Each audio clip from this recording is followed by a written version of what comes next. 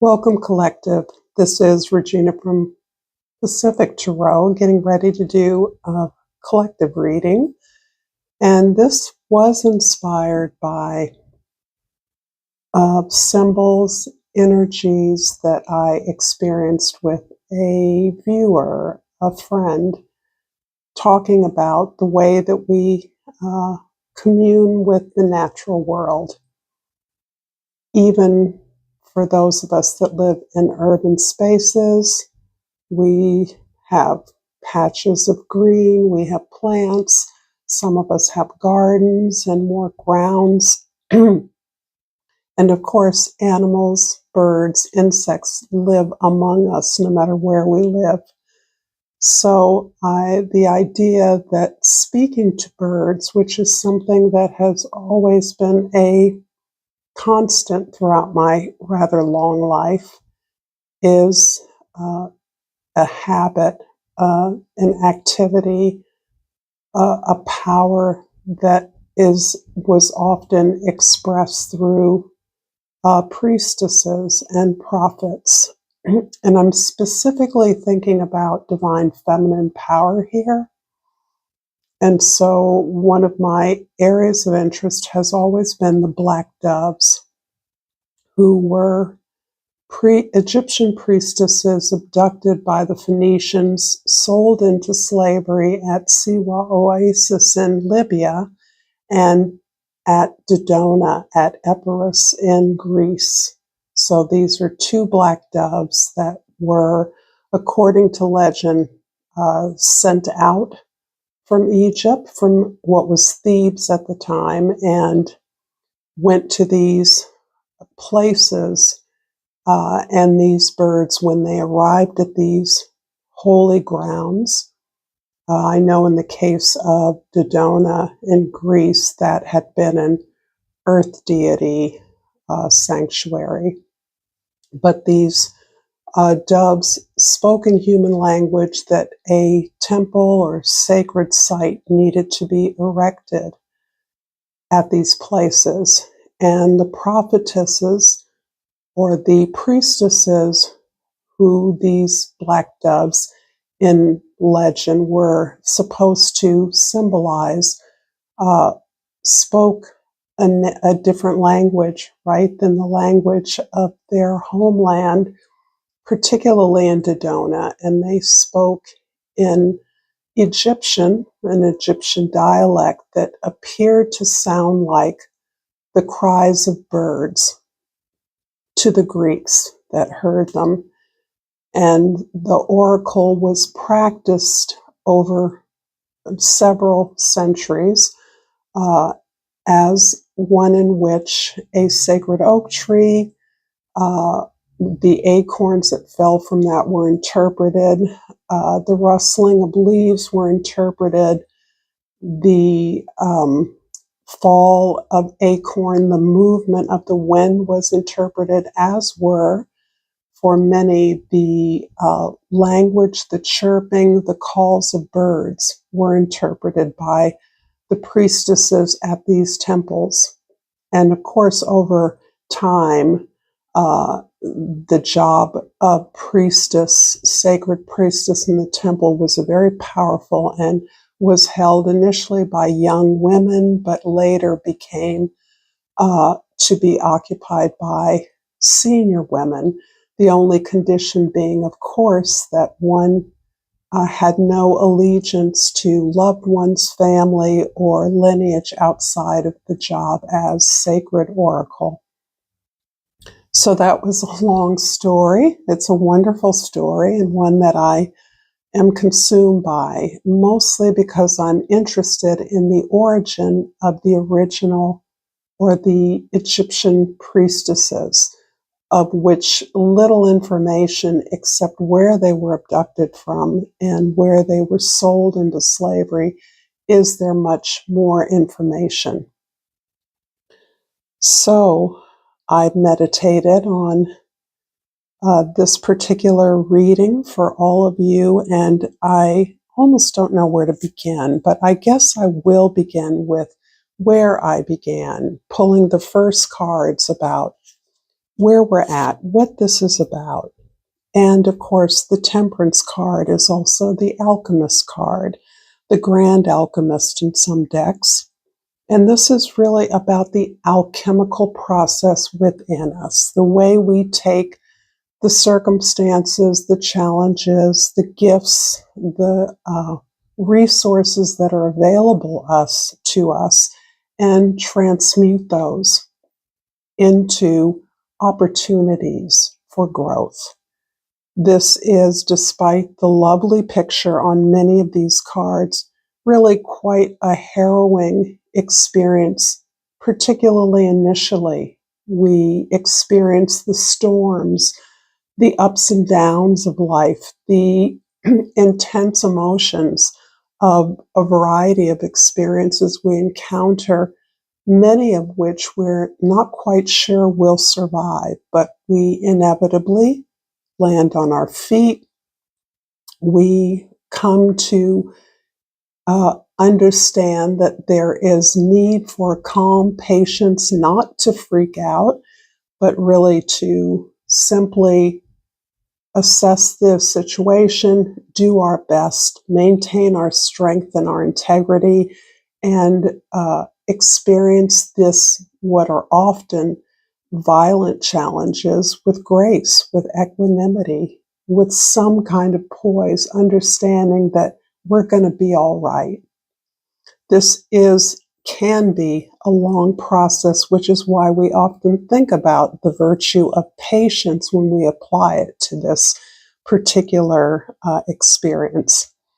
Clarifying the Temperance is the Seven of Cups, which I think is so interesting because as we're moving into Cancer, have moved into Cancer, this card is coming as the emotional roller coaster of these experiences, the highs, the lows, the intense emotions that emerge as a result of the various opportunities or challenges we face. So this indicates many of us in an actively healing process, but one that doesn't look like our ideal or mediated picture of what healing is supposed to look like. If that's something we think is circumstantial, we heal for a particular reason, we complete or accomplish that healing, and then we move on.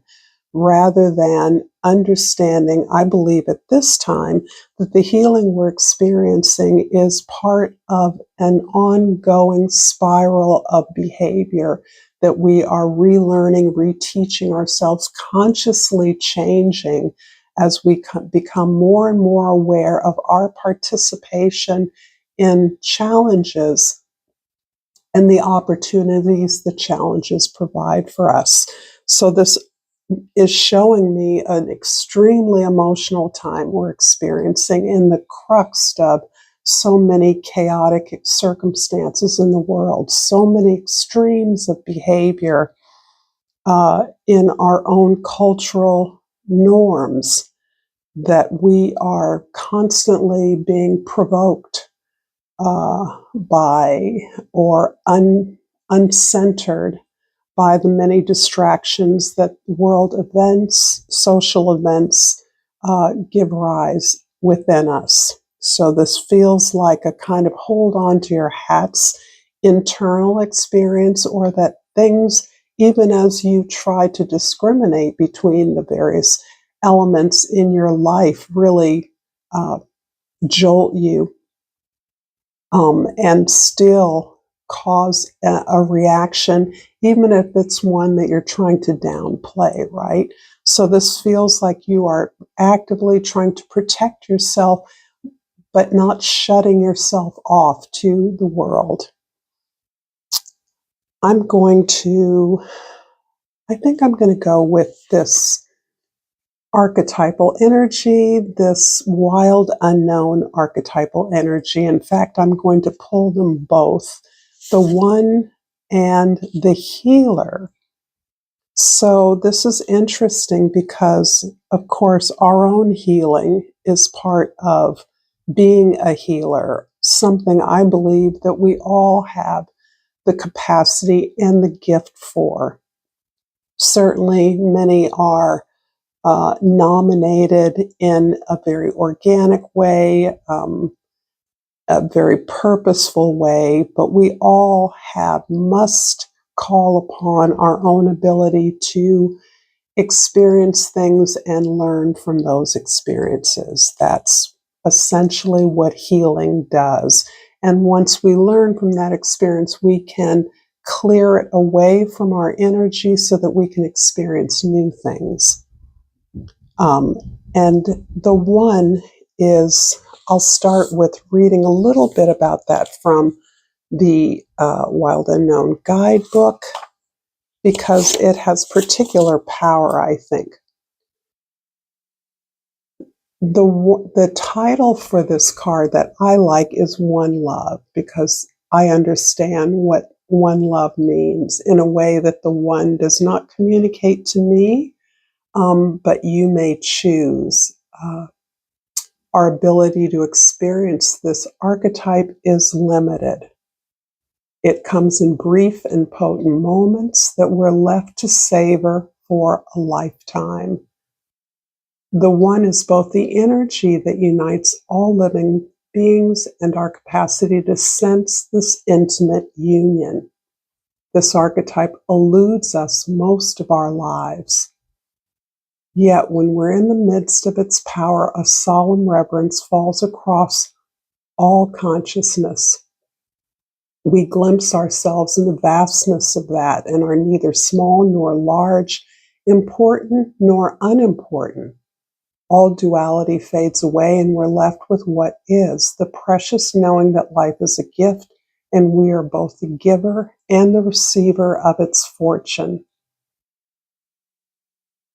Is it possible that the beginning and the end of all things is love? I like how that is a question mark in the guidebook. So I think this is pretty clearly that kind of womb of our experience, the exit and the reentrance of that womb. So the experience of birth, rebirth, and death or finality. The healer is another energy. The light worker, the gifted, the old soul. And I believe I'm speaking to many of you here today. Though some claim the work of the healer as their gift and name it as their dharma, the force of this archetype is within everyone. It's our natural inclination to remember, to return to, and to reclaim that central and eternal life force from which we so easily drift away. The source of all suffering and disease. The healer's mission is to move through the comfort of forgetting, through the veils of ignorance and denial, to reveal the radiance that already exists. Multi-layered and circuitous process, always leading back to its own origin, much like the aurora boreas, this self-eating tail snake. It's someone who continues to courageously break open the self and ego as a means for deeper integration. And I think one of the things that some of you may be experiencing right now is this sense of feeling as though we are reaching some kind of expanded consciousness. Not that we escape the eternal experience of our lives, but we are recognizing the greater and greater depth of this call to healing, this call to service, this call to holistic well-being in whatever way that means for you. In the past, we have The Ten of Staffs, and this really describes, right, the heaviness of meeting and complying with the expectations of what the world or others want of us, what we're expected to do, how we're expected to behave, what we're expected to want, and how we respond to life, comply with that in a way that ultimately becomes exhausting when that source is not from one's own center, a thorough understanding of one's own needs and desires. We're left depleted, we're left exhausted. And for many of us, for much of our lives, we have experienced this push and pull between what we would like to do and what others expect of us to do, particularly in youth. So much so that for many of us, understanding what one wants, who one truly is, has been difficult or feels as though it's an unfulfilled promise as a result of doing what's expected of you, right? I'm going to get that thing. I'll get to that place where I'm at the center of my world. And yet that when the validation always comes from others, that sense of being in the center doesn't just arrive automatically. It has to be earned.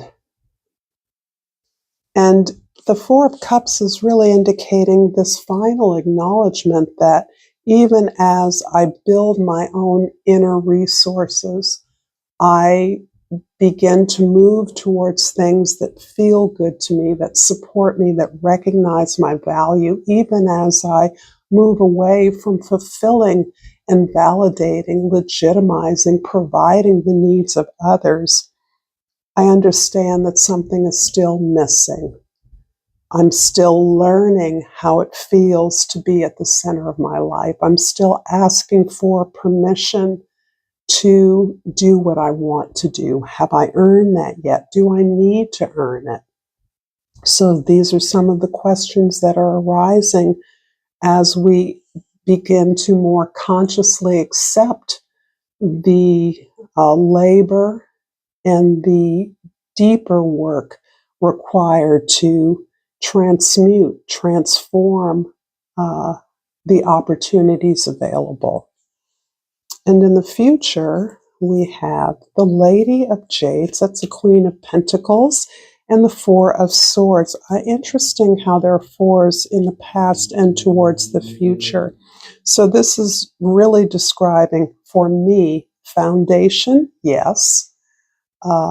This indicates a practical pragmatism that motivates you to materialize, manifest your experience in the real world so that you can be of service to others.